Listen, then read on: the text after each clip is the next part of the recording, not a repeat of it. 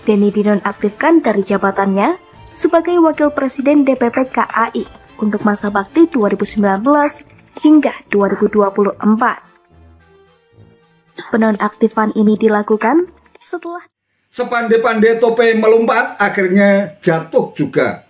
Begitulah nasib tragis yang harus dialami Denny Indrayana. Semoga dia bisa belajar dari kasus ini untuk bisa segera bertobat dan kembali ke jalan yang benar.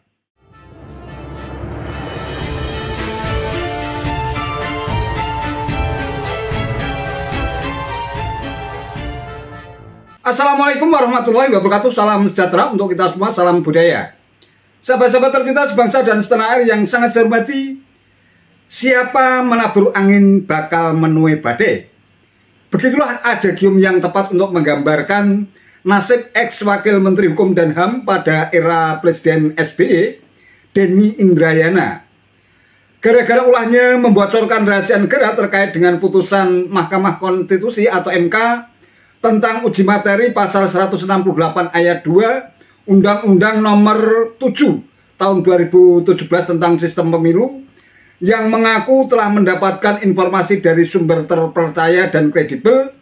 Akhirnya Mahkamah Konstitusi tegas bersikap untuk melaporkannya ke organisasi advokat tempat Denny Indrayana bernaung, yaitu Kongres Advokat Indonesia atau KAI.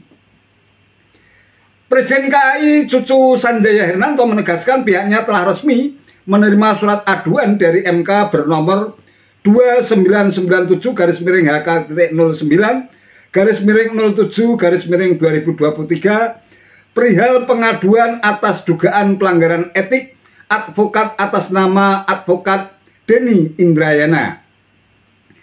Berdasarkan laporan tersebut, KAI telah mengambil sikap dan memutuskan menonaktifkan sementara yang bersangkutan berdasarkan surat keputusan Dewan Pimpinan Pusat Kongres Advokat Indonesia nomor 09/DPP KAI /2023 tentang penonaktifan sementara advokat Profesor Denny Indrayana SHLLM PhD sebagai Wakil Presiden Kongres Advokat Indonesia masa bakti 2019-2024.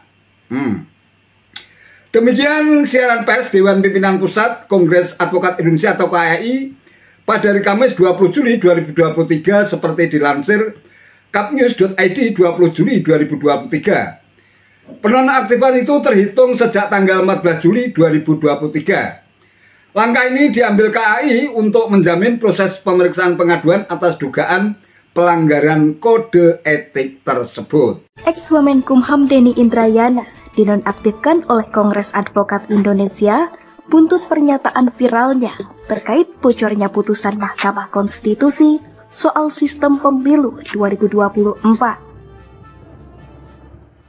Denny dinonaktifkan dari jabatannya sebagai Wakil Presiden DPP KAI untuk masa bakti 2019 hingga 2024. Penonaktifan ini dilakukan setelah DPP KAI menerima pengaduan dari 9 hakim MK atas dugaan pelanggaran etik advokat pada tanggal 13 Juli 2023.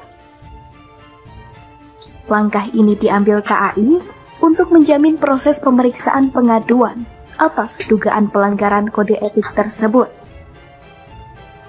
Sebelumnya, MK melaporkan Denny Indrayana ke organisasi advokat tempatnya bernaung sebagai respons atas pernyataan kebocoran putusan uji materi soal sistem pemilu 2024. Kami, Mahkamah Konstitusi, agar ini bisa jadi pembelajaran untuk kita semua, akan melaporkan Denny Indrayana ke organisasi advokat yang Denny Indrayana berada.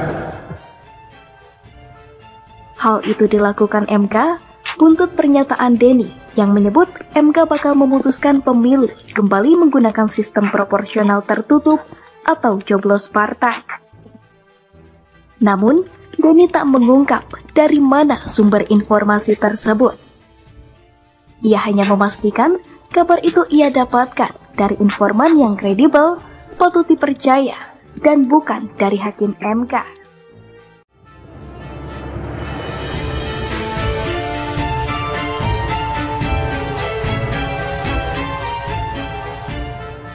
Sahabat-sahabat tercinta sebangsa dan setanah air yang sangat saya hormati, ya, apa boleh buat? Ulah Denny Indrayana yang diduga kuat suka menyebarkan hoax dan dugaan tanpa bukti tentu sangat mencoreng nama baik KAI sebagai organisasi profesi yang sangat menjunjung tinggi supremasi hukum. Kalau ada anggotanya yang dinilai telah melanggar kode etik yang tidak sejalan dan selaras dengan prinsip organisasi, tentu sangat pantas kalau Denny Indrayana harus menerima ganjaran setimpal, dicopot dari jabatannya sebagai Wakil Presiden KAI bidang hubungan internasional. Sementara itu, Presiden KAI Cucu Sanjaya Hernanto menegaskan Denny bakal dikeluarkan dari grup WhatsApp atau WA sebagai ajang komunikasi para pimpinan. Langkah tersebut menurut Cucu menunjukkan KAI bakal bersikap objektif dan profesional kendatipun Denny menjabat sebagai Wakil Presiden KAI bidang hubungan internasional.